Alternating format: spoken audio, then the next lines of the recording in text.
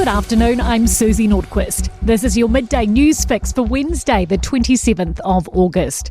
A 111 call made by a resident trapped on the roof of Wellington's Loafers Lodge as it went up in flames has been played in court.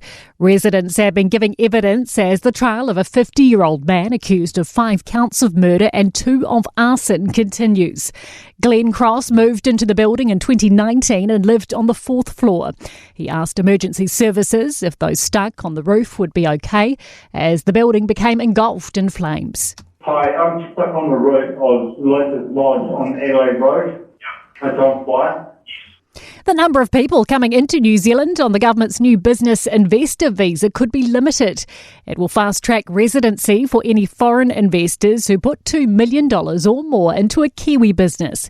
If a business is worth $2 million, the applicant will have to buy it, and they'll have to invest at least a quarter of its total value if it's worth more than that. Immigration Minister Erica Stanford says she thinks about 100 of these visas will be granted in the first year. We're not talking huge numbers. This is not like an Oprah style, everyone gets a visa. The SPCA's long-fought battle for more restrictions on dog tethering has finally paid off. The government's new regulations ban owners from tying up a dog with rope, line or chain for extended periods where they suffer harm. Puppies and pregnant dogs can't be tethered except in certain exceptional cases. Scientific Officer Alison Vaughan says there's been a strong push for these changes for almost a decade since the rules were first drafted. We did get some aspects of tethering included around injury caused by collars and tethers, but this issue of prolonged tethering, where animals are living their whole life on a chain, wasn't addressed. The mother of a baby found dead in Auckland's Albert Park on Sunday has pleaded not guilty.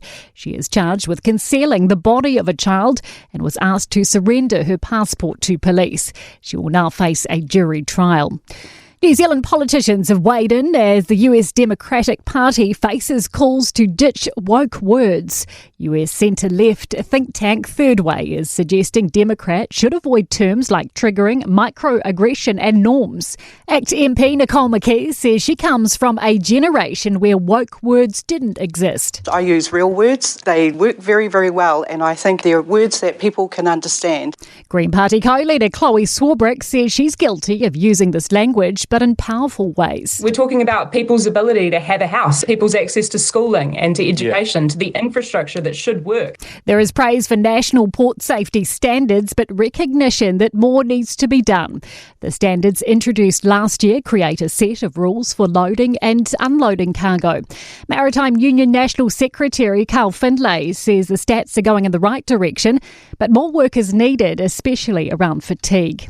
To sport now, and the All Blacks have released 16 players from their extended rugby championship squad to play in the MPC this round. Wellington and Waikato are the chief beneficiaries, getting 4 each. The main draw wildcards for New Zealand ASB Classic hopefuls will now go to the highest point-scoring male and female based on their top 8 ATP and WTA events across the season, rather than a Te Anō qualifying tournament. I'm Susie Nordquist, and that is your latest news fix.